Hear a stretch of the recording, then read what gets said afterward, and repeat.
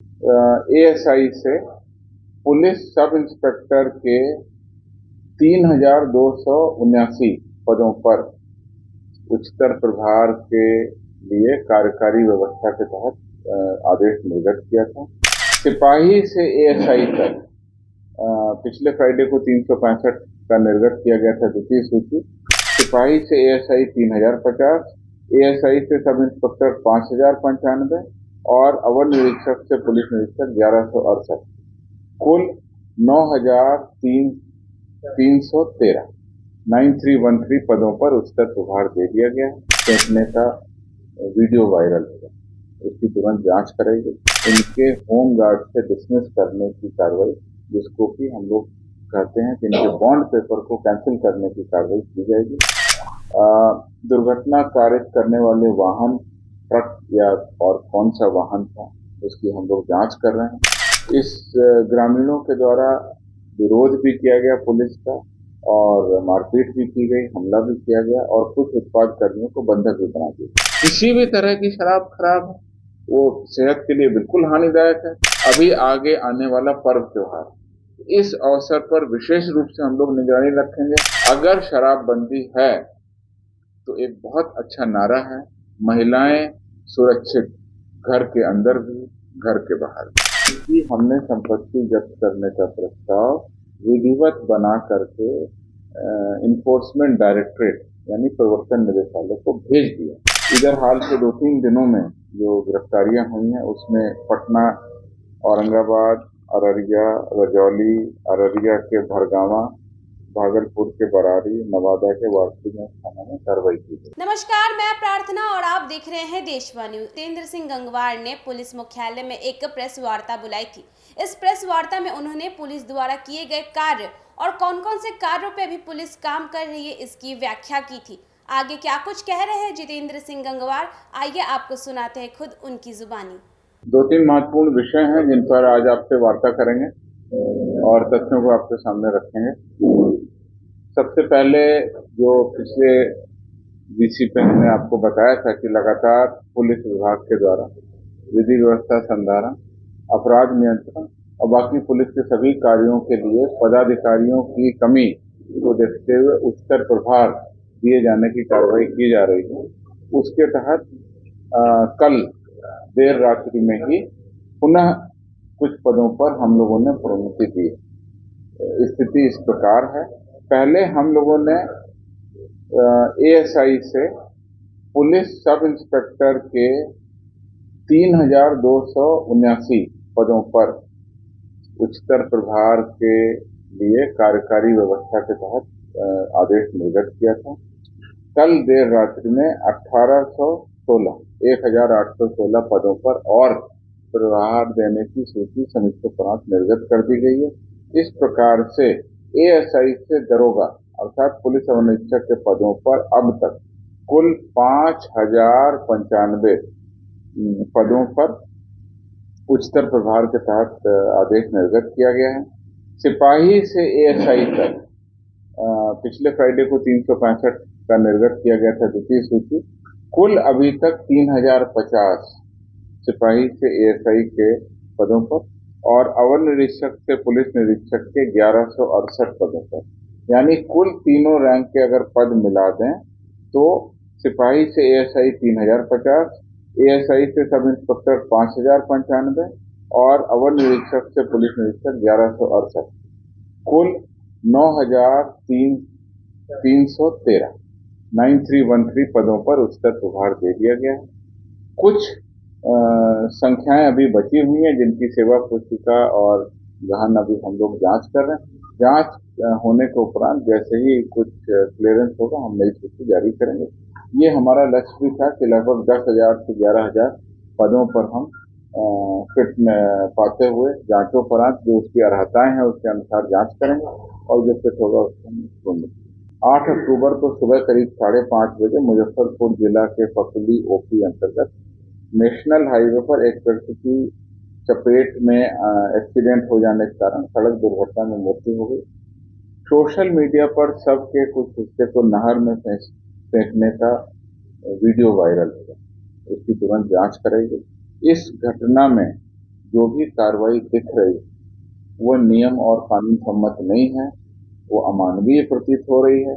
हमने इसको पूरी गंभीरता से लिया और इस वीडियो में दिख रहे तीनों पुलिसकर्मी को प्रथम दृष्टया दोषी पाते हुए उनके विरुद्ध कार्रवाई भी हमने गंभीरता से की। चालक सिपाही को जो पुलिस का है उसको निलंबित कर दिया गया है और जो दो वहां पर गृह रक्षक थे जो सिपाही की वर्दी पहनते, तो उन दो गृह रक्षकों को ड्यूटी से वंचित कर दिया गया है और इनके विरुद्ध बिहार होमगार्ड एक्ट के तहत इनके होमगार्ड से डिसमिस करने की कार्रवाई, जिसको कि हम लोग कहते हैं कि इनके बॉन्ड पेपर को कैंसिल करने की कार्रवाई की जाएगी और वो सारी प्रक्रिया हम लोग कर रहे हैं। फकली ओपी प्रभारी जो घटना स्थल पर उस समय नहीं थे परंतु जिनकी जिम्मेवारी बनती है उनसे भी स्पष्टीकरण की मांग की गई। अब इन पूरे प्रकरण की जांच करा करके जो गंभीर कार्रवाई हम लोग इनके विरुद्ध में आगे करेंगे। दुर्घटना कारित करने वाले वाहन ट्रक या और कौन सा वाहन था उसकी हम लोग जांच कर रहे हैं।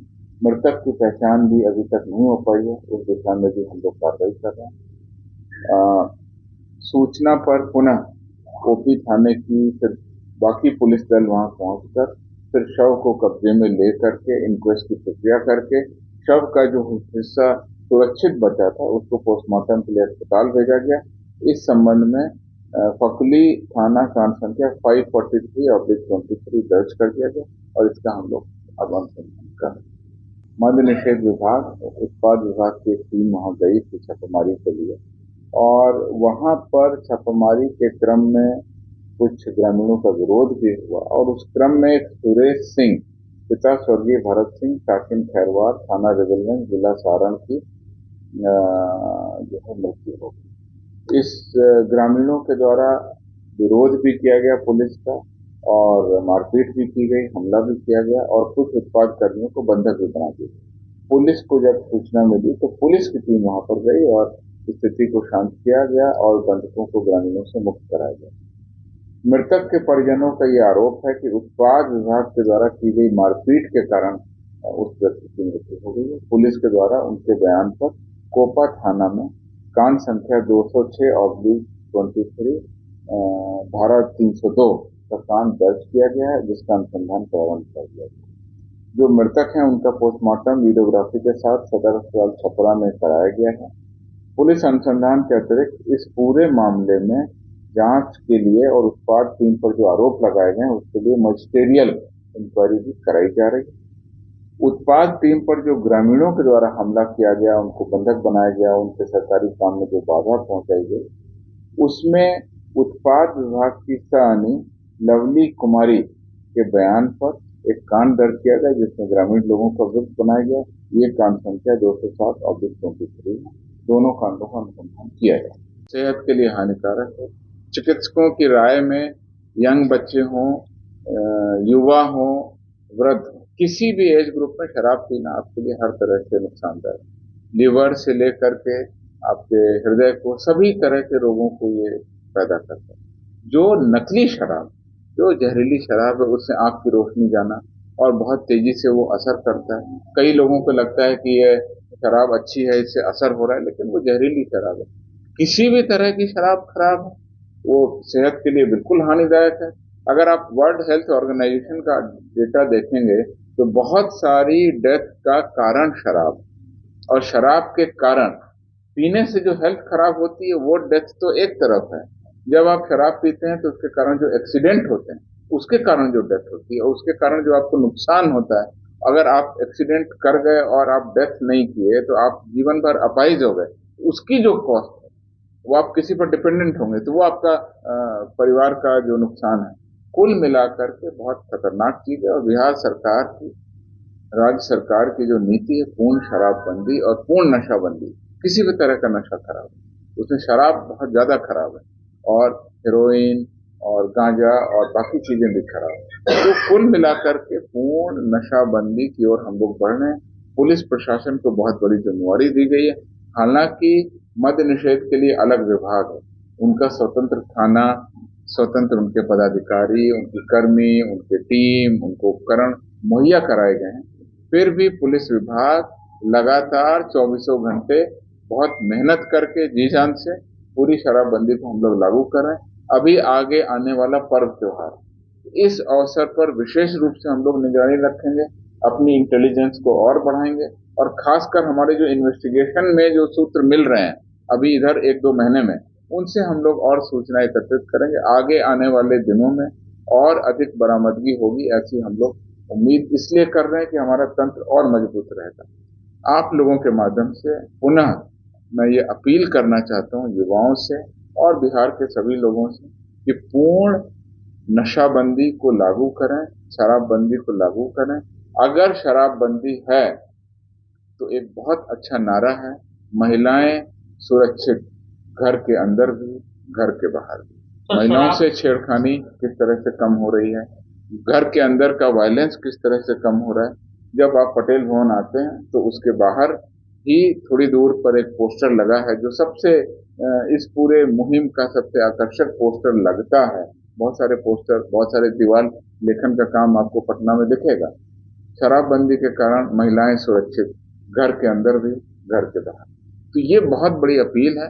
मुझे लगता है कि आप लोगों के माध्यम से इसको शराबबंदी को मजबूत तरीके से लागू किया जाए। पुलिस कर्मियों को हम लोग लगातार एक्टिव रखे हुए हैं, समाज को एक्टिव रखें, ये मेरी आपसे अनुरोध। माफिया, उन माफिया के द्वारा जो अवैध संपत्ति अर्जित कर दी गई, उसमें पीएमएलए के तहत हम लोगों ने शराबबंदी के बाद उनकी संपत्ति जब्त करने का प्रस्ताव भी भेजा। उसमें 2 अपराध कर्मियों की संपत्ति जब्त कर दी गई है ईडी में। उसमें एक मामला है राजकुमार यादव गया, जिनकी जब्त परिसंपत्ति है 9.26 करोड़। संजय सिंह भोजपुर, इनकी संपत्ति जब्त हुई है 1.31 करोड़, ये जब्त हुई। उसके अलावा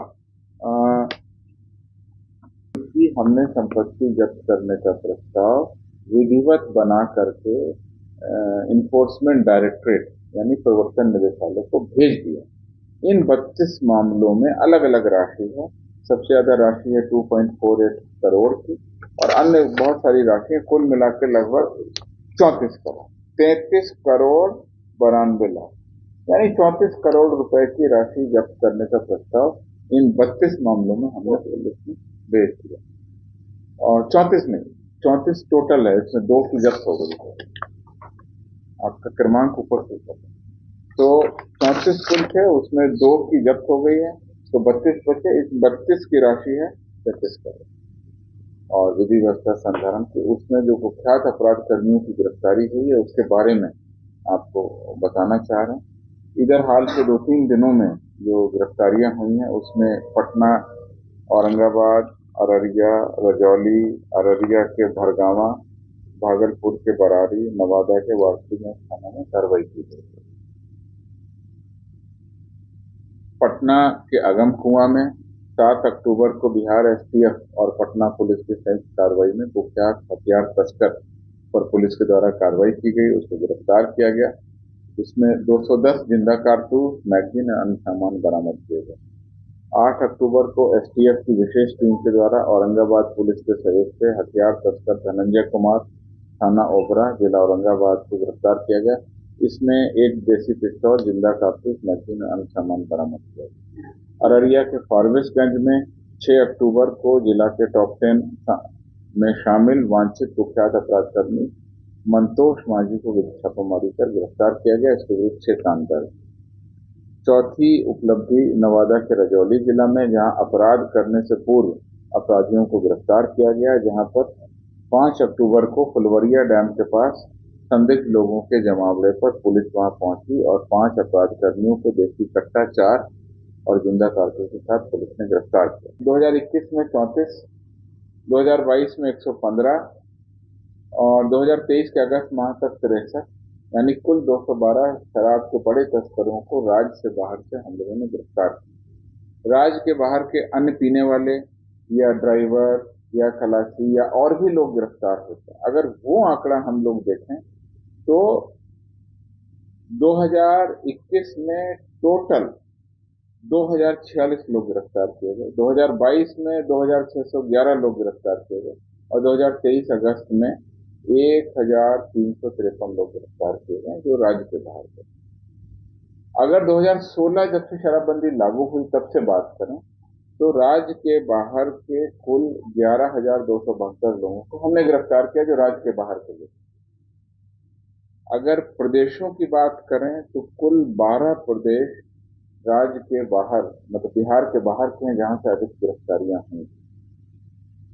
उत्तर प्रदेश के सबसे ज्यादा लगभग 4,000, झारखंड के लगभग 3,000, हरियाणा से 1,000, इसमें नेपाल भी शामिल है। नेपाल हालांकि राष्ट्र है लेकिन उसको भी काउंट करें तो 630 नेपाल से, पश्चिम बंगाल से 919, दिल्ली से 240, पंजाब से 374, राजस्थान से 379, मध्य प्रदेश से 103, महाराष्ट्र के 49, छत्तीसगढ़ से 37, उत्तराखंड से 32, अन्य राज्यों से 100।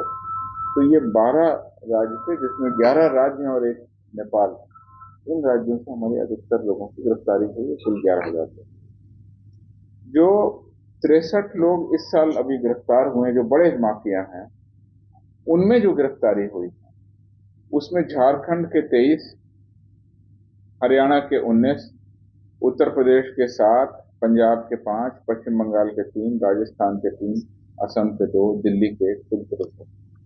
तो कुल मिलाकर के लिकर इन्फोर्समेंट पर इन 10-12 जो बड़े राज्य हैं जहां से बड़े तस्कर आ रहे हैं, जहां से लोगों की गिरफ्तारी है, लगातार हमारी पुलिस टीम बहुत मेहनत कर रही है। और मेहनत करने के बाद में इन राज्यों से जो खेप आती है उसकी इंटेलिजेंस ज्यादा करना, उस पर कार्रवाई करना लगातार हम लोग कर रहे हैं। तो ऐसे ही देश दुनिया की तमाम अपडेट्स के लिए बने रहे देशवा न्यूज़ के साथ और तब तक के लिए हमें दे इजाज़त। धन्यवाद।